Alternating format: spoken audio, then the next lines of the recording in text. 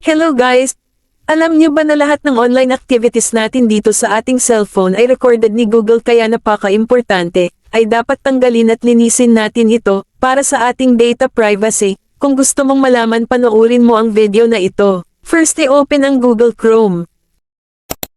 At dito ay i-search lang po natin itong My Activity. Then pindutin lang natin itong My Activity. Pindutin ang first link na lumabas.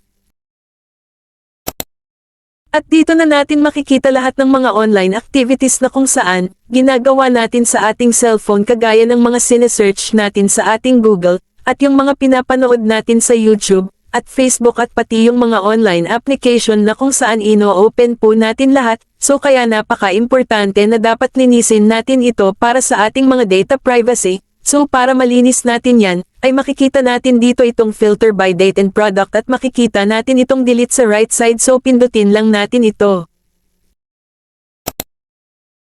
Dito guys, iset lang natin sa all time. Then pindutin lang natin itong next. At pindutin ang delete. Automatic ay madi-delete na lahat ng online activities natin dito sa ating cellphone na kung saan recorded ni Google. Then pindutin ang got it.